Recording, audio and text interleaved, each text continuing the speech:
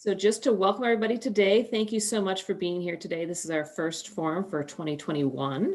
I am very happy to welcome James Singer, who's a local historian, to talk to us about the building of the park and the legacy of Dr. Venable.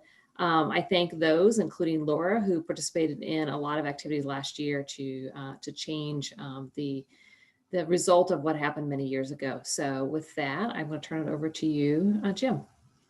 Okay, thank you. And please let me know if my voice drops off or we have a sound problem. I want to thank you all for letting me be here today. Looks like we got a nice group. I'd like to make it informal. If people have questions, they can raise their hand. What I plan to do is spend about 15 minutes talking about the history of the park and the dispute with the Venable family and the city of Creve Coeur. And then about 15 minutes talking about more of a forward-looking approach of the steps have been taken to address the wrongs from the past. And then we'll have time for questions, comments, whatever. So, I'm Jim Singer. I'm born and raised in St. Louis. I grew up in Olivet, which is the suburb that is adjacent to Creve Coeur to the east. I actually went to Burney Park as a teenager, and my parents told me the story of the park. The story goes back basically from 1956 to 1959. The two protagonists in this story are Dr. Howard Venable, who is really, in many ways, he's a very prominent African-American physician. He spent most of his working career in St. Louis, had a leadership role at Homer G. Phillips Hospital. Many St. Louisans do not appreciate the role that Homer G. Phillips Hospital played in African-American medical services, both in terms of providing services to the community and training physicians and nurses.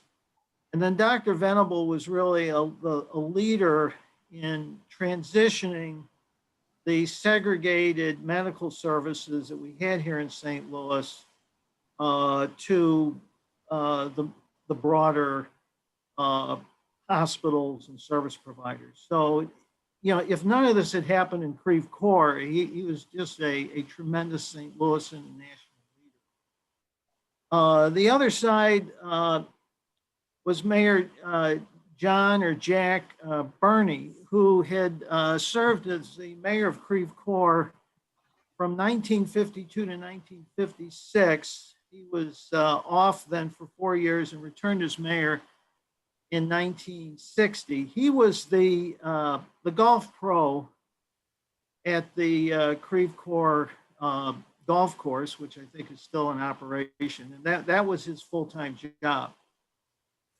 So what happened was that in 1956, I think Highway 40 at that time stopped around Skinker. It didn't go much further, and there was this expansion of Highway 40, I think originally out to Lindbergh. And there was an African-American community that lived at Hanley in the Richmond Heights area they lost their homes with the expansion of Highway 40. And Dr. Venable was one of the people whose homes were taken because of that expansion. And he and a group of African-American professionals were solicited to have the opportunity to move out to Creve Coeur, which at that point was many places just being developed, what they call platted. And there was going to be a subdivision that a developer had set aside about 20 lots for African Americans. And so Dr. Venable and this other group of families contracted to buy their lots. And the story is very so. I don't know how many of you are familiar with the movie and the play Raising the Sun, but it really in many ways tracked that storyline. So after the white neighbors found out that African Americans were going to be moving into the subdivision, they formed a citizens committee to approach the African Americans, essentially told them they were not welcomed and offered to buy them out. And all of them quickly backed off except for Dr. Venable, who had decided, I bought a lot. I want to build a house here just like anybody else. And I want this to become my dream home. Well, what really became tragic is that there became this partnership between the white neighbors and the citizen, the government of the city of Creve Coeur. So at this point, Mayor Birney was now out of office, but he and a handful of other people organized the Citizens Committee, and they went to the Creve Coeur City Council and said, we need to have parks in Creve Coeur. At this point, there were no parks in Creve Coeur. So they set up a Citizens Advisory Committee of Parks, which had one official meeting, which is in the records of the city. And in that meeting, they came up with this proposal that in any neighborhood, if a majority, 51% plus one of the residents wanted to create a park, and they were willing to put up the money for the park, that the city would then create a park where the residents decided. That was the first part. The second part is that the 2 lots that Dr. Venable had purchased would be the site of Creve Coeur's first park. So this recommendation of the Citizens Committee on Parks goes back to the City Council. It gets approved by the city, becomes an ordinance. Interestingly enough, the mayor at that time vetoed the ordinance. There's some very detailed minutes of the debate over that. He wrote a veto message. It wasn't that he was a champion of civil rights, but what he said was that that this was a mistake because it was committing the city to respond every time a group of white residents opposed African Americans moving in, and it would be very expensive and get the city involved in litigation. But the ordinance was passed over the mayor's objections. The city then went to Dr. Venable and again offered him, the other thing is the residents, the white residents raised $25,000 to fund this park. Now, even today, to think of going to your neighbors to raise $25,000 sounds almost unfathomable to me. But when you think about the value, the current value of $25,000, it's almost $250,000 that these residents raised to keep the Dr. Venable and his wife out of the community. So that money got raised, was turned over to Creve Coeur. Creve Coeur then passed the ordinance, initiated a condemnation action because they wanted to then turn these lots into a park. And there was quite a bit of publicity at the time. I know sometimes people think, well, times were different back then. People didn't had different views, but there were a lot. This was a very hot civil rights issue at the time. It was publicized in the Post, the Globe, in the African American press, the St. Louis Argus. And there then ensues a lawsuit. The lawsuit, it starts off as a condemnation action by the city against the Dr. and Mrs. Venable. And then they file what the lawyers call a condemnation claim, or a counterclaim, alleging that this was all motivated because of their race. The case starts off, as all lawsuits do, before a trial judge. The trial judge actually wanted to hear the case. And so, again, it's this whole story is sort of a mixed bag of people who, some people were willing to speak up. But the city then went to the Missouri Court of Appeals. The Missouri Court of Appeals stops the trial judge from holding a trial.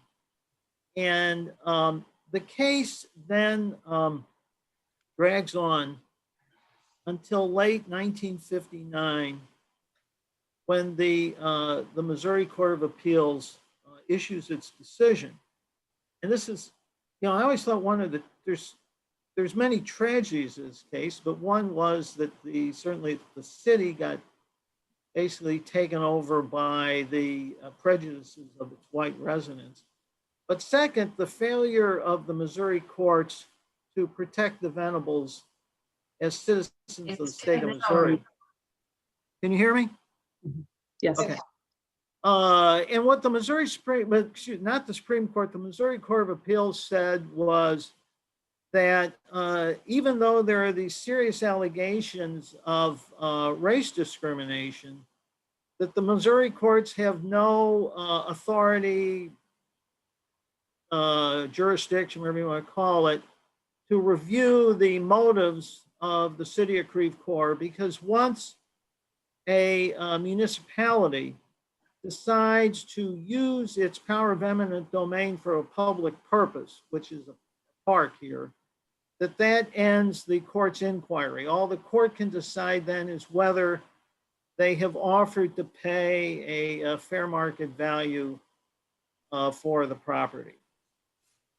So at that point, Dr. Venable throws in the towel. I mean, he had financed this lawsuit on his own, had been very committed to it, saw it as a real civil rights issue, but he had had enough.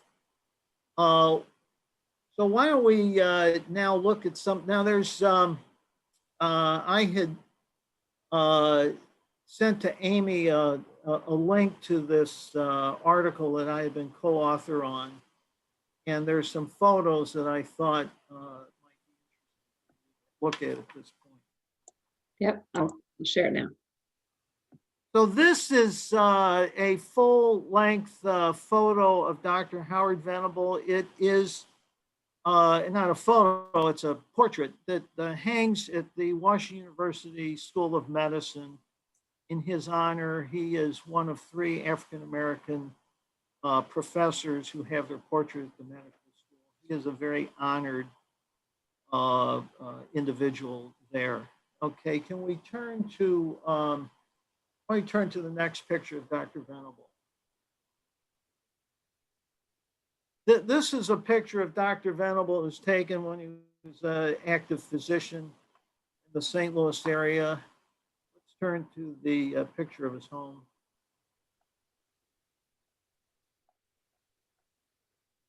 Here.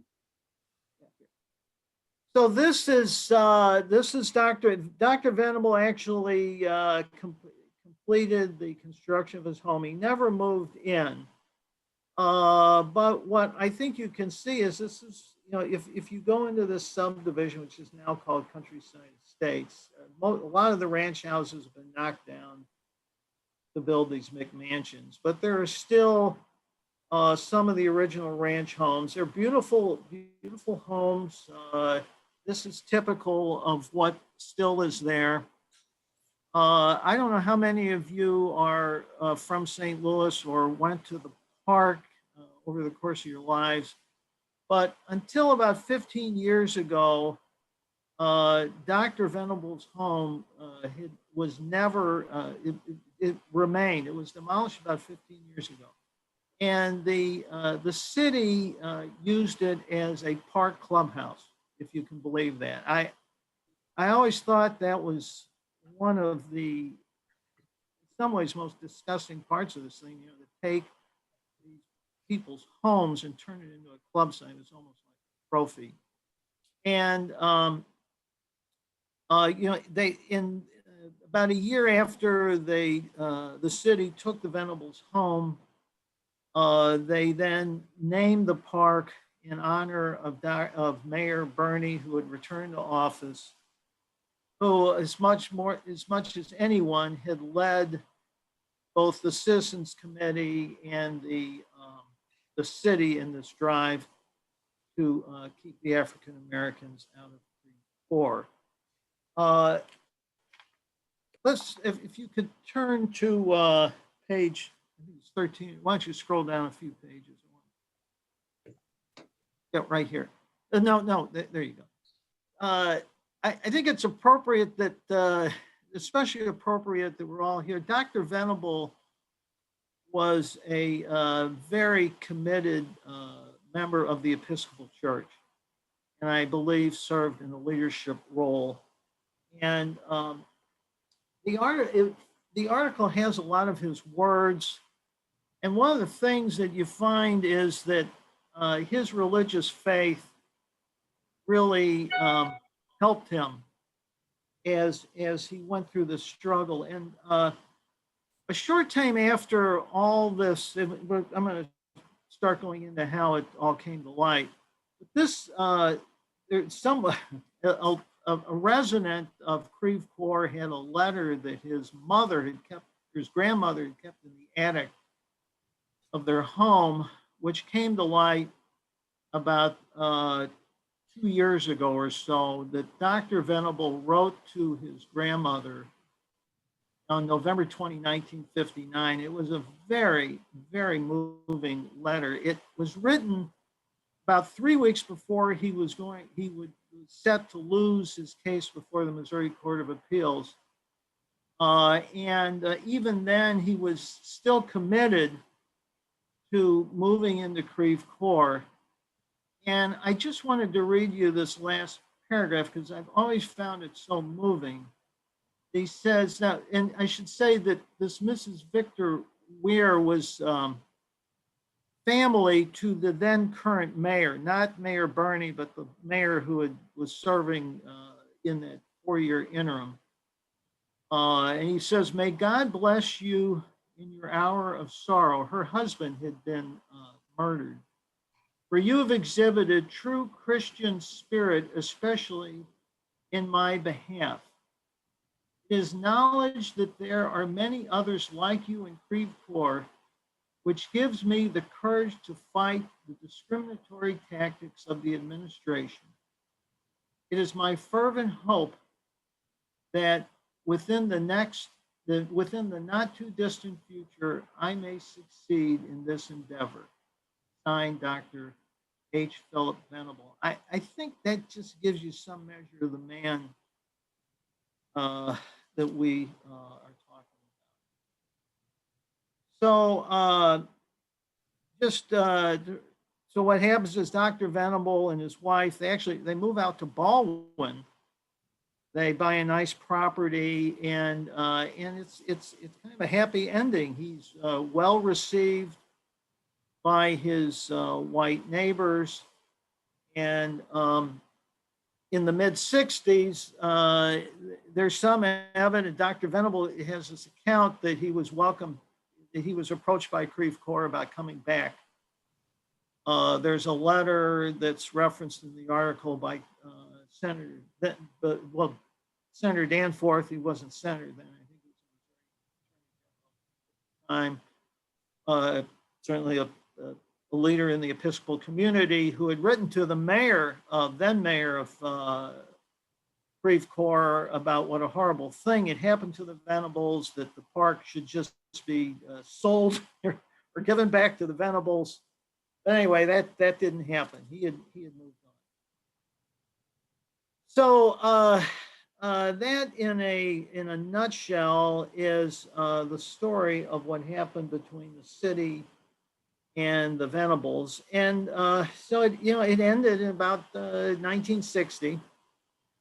And the years went by. I mean, if you talk to people from Creve Coeur, Burning Park was a beloved park. It was a very odd place to have a park because it was at the end of this suburban cul-de-sac.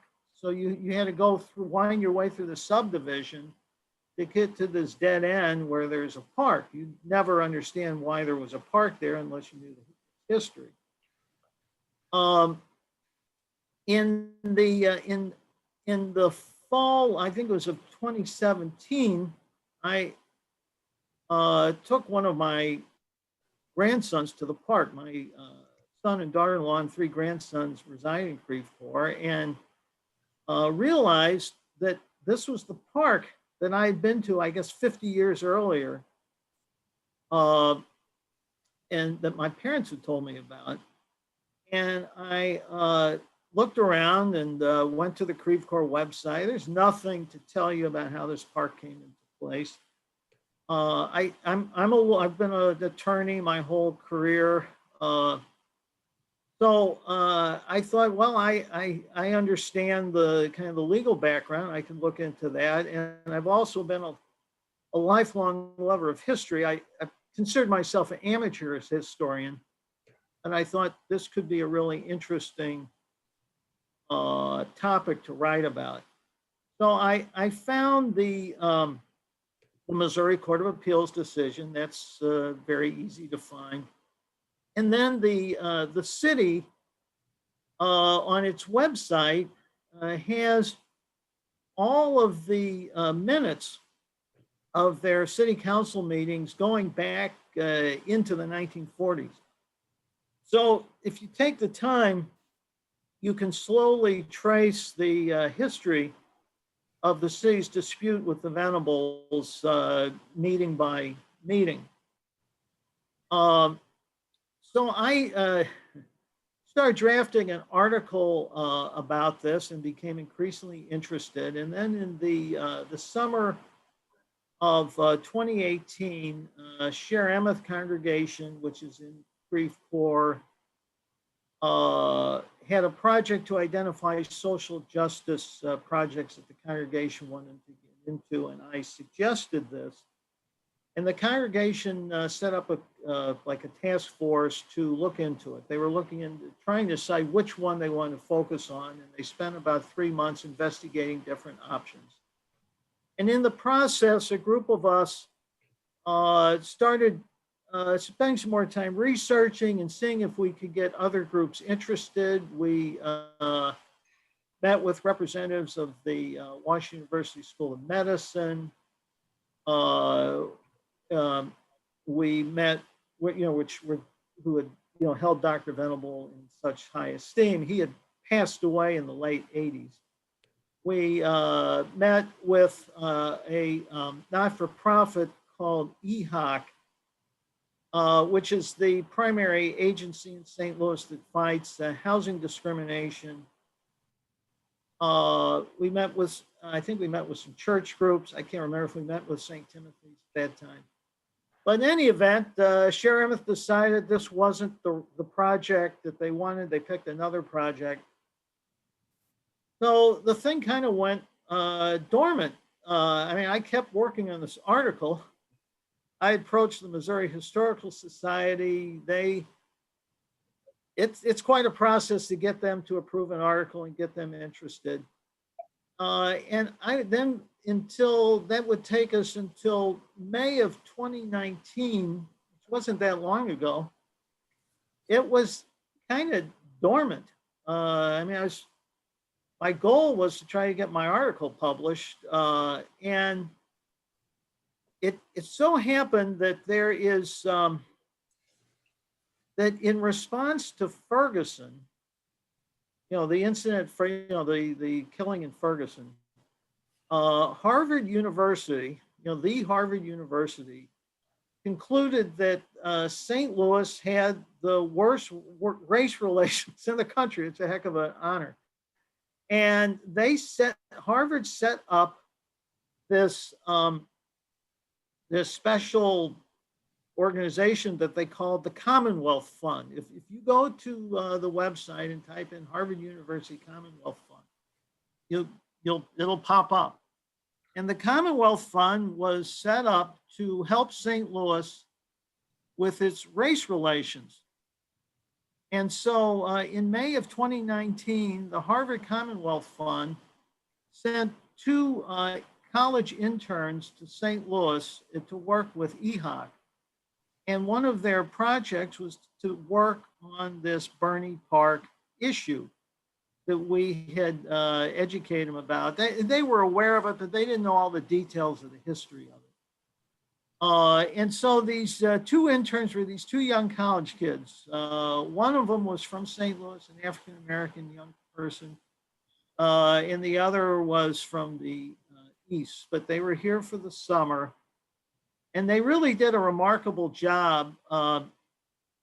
They did several things. They met with area. Well, they met with the Creve Corps elected representatives, and got one person, one councilwoman whose the district the park was located in, really interested in the issue. Councilwoman Heather Silverman. And she became a tremendous advocate for the city doing something about this. They got the interest of Tony Messenger, who has this column at the St. Louis Post-Dispatch, and they set up this Facebook group called the Venable Park Coalition, and they met with the rabbi at Sheramuth, who had been very involved in this, Rabbi Andrea Goldstein, and they really got the thing going. So Tony Messenger wrote two columns on Venable Park or Bernie Park, which really kind of galvanized public interest. The St. Louis County Council got interested. The Heather Silverman first had a ward meeting, and then in November of 2019, the city has this coffee with the mayor over at the Danforth Plant Center, where it was a very inspiring night. About 200 plus people showed up. They had the Creve Corps had the family hooked in. They spoke to the group. Yeah, we located the family. That was a big step. There were some politicians there. Actually, a representative of the family of Mayor Bernie spoke in addition, and gave this very heartfelt. I don't know if any of you were at that. Gave a very heartfelt talk about how ambivalent the family had been all these years about what had transpired, and that they were prepared for the city to make amends. And so as a result, Creve Corps just did, in my opinion, did an amazing thing. They passed a resolution, which is on their website, which very eloquently talked about the racist history of the park and their desire to want to do something to avoid it happening again, and for people to know what had transpired. The city set up a task force, an official city task force with its mission was they had two big projects. One was to plan the rededication of the park. The park was renamed in honor of Dr. Venable, which I'm sure if you drive around Creve Corps, you've seen the sign, the new signs. They got the permission of the family to do that. And then the other mission of the task force is to set up a memorial in memory of Dr. Venable. So, then we ran into the pandemic. So now we're into 2020. But the task force has continued to meet. The rededication of the park is now scheduled for June 19, 2021, this coming up, and certainly, June 19 is a lot of significance in African American history. The final ending of slavery in Texas. It's going to be a big event. I mean, they're flying in Dr. Venable's family, have speakers, different kind of programming. It's going to be a great event. The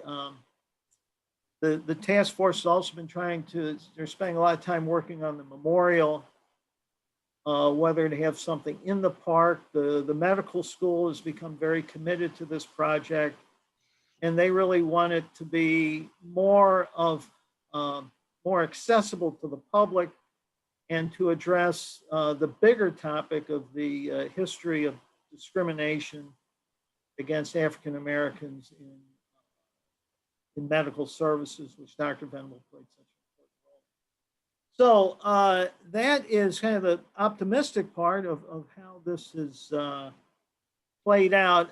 If we could we go to the Creve Coeur website? So this is, if you go to Google and type in Venable Park, this is what will come up. So let's just scroll in. Here's a nice summary of the history of the park and the resolution. Can we scroll down a little bit? No, stop here. Go back. Okay, stop. So the first link is this Venable Park sponsorship program. The city is trying to get businesses and organizations to be sponsors. They have different, they're trying to do some fundraising for this memorial. The city is going to pay all the costs of the rededication event, which is pretty significant. There is a link to the article that I co-wrote with Ellen Kunkelman from the Missouri Historical Society. So if you want to read more about what transpired, that's there for you with the photograph.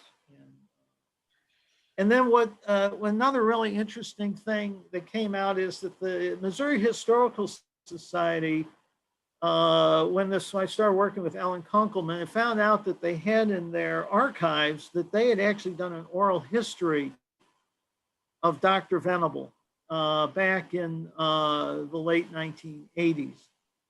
And it had been, it was on saved some way that was very difficult to retrieve, but they spent the time to save it on more modern records. And then the city put links to the oral history on their website. So if this is Dr. Venable in his own words, talking about not just, well, he certainly just said the third one is where he discusses the dispute with Creve Coeur. But he really gets into the history of medicine in St. Louis. The role, he came to Homer G. Phillips in 1939. So he really gives you the background of the significance that Homer G. Phillips Hospital played, not just in St. Louis, but nationally. And the discrimination that he went through as an African American doctor through the 40s, 50s, and 60s. It's just an amazing account to hear it from his own words. So again, if you want to learn more, that is available. So where we are in time, but that is what I wanted to cover. Certainly be happy to take questions, or if people have comments. I mean, I'm sure some of you are from St. Louis and maybe have your own memories of the park. whatever you want to talk about. Yes, I have a question. My family and I live within walking distance of the park, so we go there regularly. We have a small child, and it's a great place. We enjoy it. Certainly, a couple of years ago, when a lot of this came to light, generally speaking, we were interested to learn the history of the place. There have been a few sound issues, so I've missed a word here or there, but it sounded like you said you learned that Mayor Bernie was ambivalent for many years about the situation. If that's right, can you expand on that? His family. Mayor Bernie died in I think it was 1968. Okay. But his son appeared at the coffee with the mayor. His son is now, I think, in his late 80s. And his was any of you at that coffee with the mayor? It was one of the most dramatic. I've never been anything like it.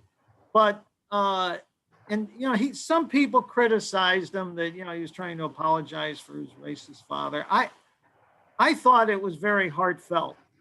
But he said that this park had been that the family had been ambivalent about the park. He said it was his father. He can't disown his father, but the family had struggled with the racist history that his father had, the role of Mayor Bernie. Okay, thank you. Hey, James. Yes, Steve. In terms of when this subdivision back in 56, the lots were for sale, you said 20 lots were designated for African Americans. Yeah. Was that an unusual thing to happen at that time for a new subdivision being built? Let me respond.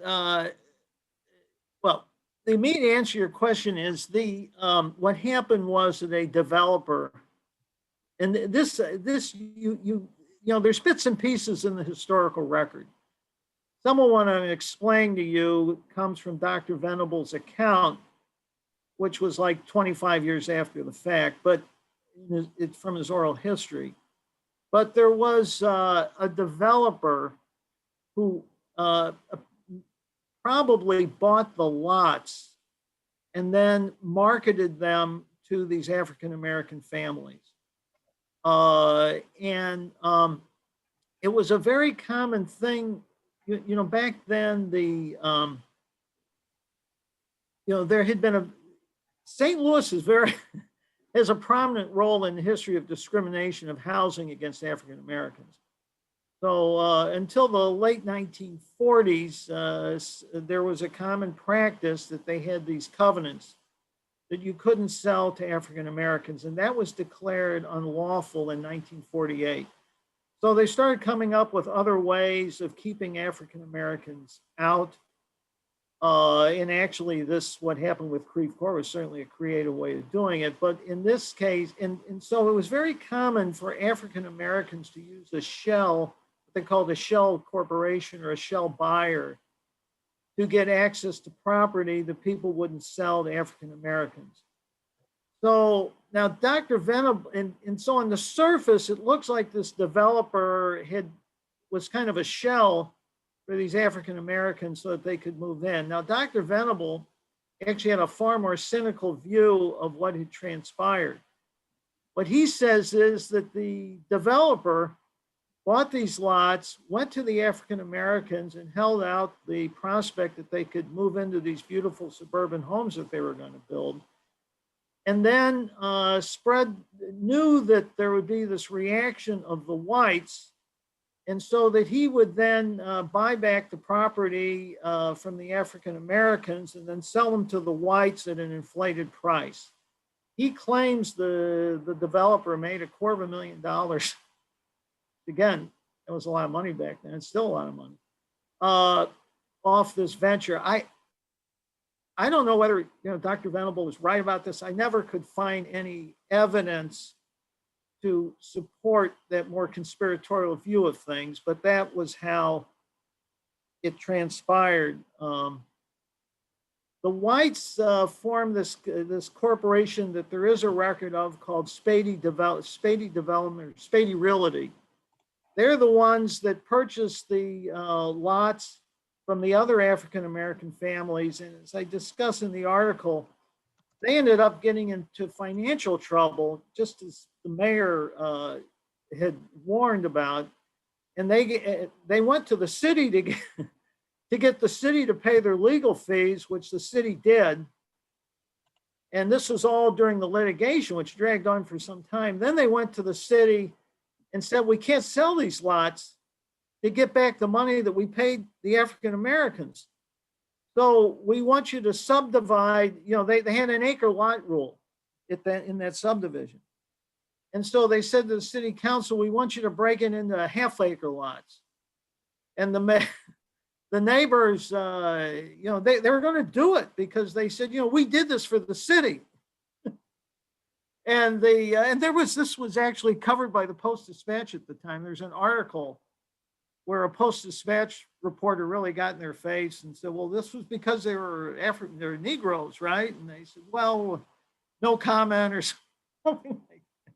I laugh. I mean, it isn't funny, but and so the city would never grant their request to have half-acre lots so they could recover the losses that they had suffered in this venture. So that's kind of a roundabout answer to your question. Thank you. Yeah. This may be conspiratorial or not. In your research on this case, have you encountered any influence by that startup company that had moved from downtown to Creve Coeur, called Monsanto at the time? And secondly, did the delimitation of the Ladue School District west of Monsanto, before the other school, the new school district was formed, were these complicating factors? Did they want to keep the school district clean? Did Monsanto play a role to allow people to move in or not? Was there an issue of personnel management of Monsanto, etc.? Question: have you encountered issues? No, like there's no well, first, the school district, there's nothing in the record referencing the school district. The only thing in the record that references Monsanto, this is kind of interesting, in the one meeting of the task force on parks, which came up with this great way of keeping the Venables out. They say in there that Monsanto's got extra land. And Monsanto wants to give the land to Creve Coeur. And so, it's like, okay, you want some parks? Here, you can have this land. And yet that wasn't really what they were interested in, right? They wanted to keep the Venables out. It wasn't about parks. So that's the only time that I saw that Monsanto came up, that someone mentioned, well, they want to donate land for Creve Coeur parks. I don't know if that ever transpired. I'm not aware of any parks that are adjacent to the Monsanto property. So yeah, that's the only thing I can share with you on that. Jim, you talked earlier about some work or some interest in funding some future work, a memorial or some education. I didn't quite catch what that program was. Could you just give a few headlines on that? Yeah, so the city is committed to paying for the rededication weekend, which if you're interested in this, it's going to be a great weekend. The Saturday is going to have these events, speakers, and then the rededication ceremony, which I'm certainly planning to be there. But they want to do a memorial. So the task force spent a lot of time doing sort of a national search of how other communities have memorialized civil rights events. And there's a lot of interesting things, I mean, right in the St. Louis area and beyond. And one of the things the task force learned, and it's kind of obvious in retrospect, that when you approach an artist or designer, you really need to know how much money you've got to spend. You know, you can't go to an artist and say, well, come up with something, because their first question is, well, how much money do you have?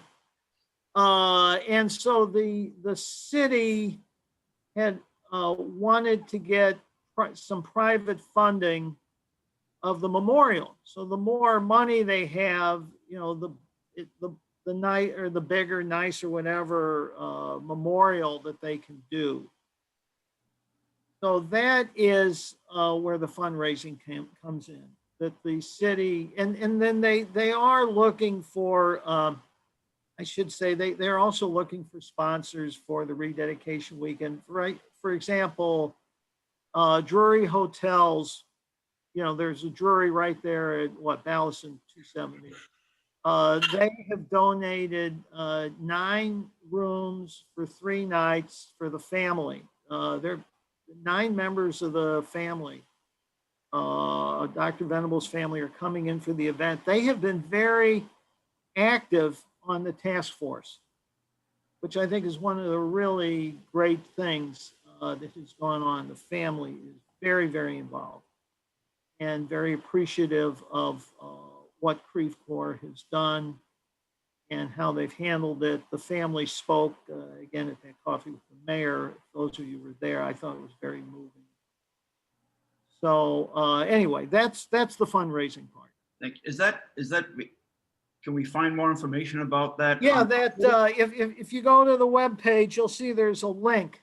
Okay, I think the lowest level is $500, but you can check it out. It may be an other. I don't know how active some of you are at Creve Corps. The staff person there is really leading this is the director of the Parks and Recreation Department. His name is Jason Valvera. He's just a very nice young man. And you know, when I say young man, I'm 70, so that's a broad range. He is a great, he's a real asset to your community. So Jason would be a great person to talk to if that's something that you want to find out more about. thank you.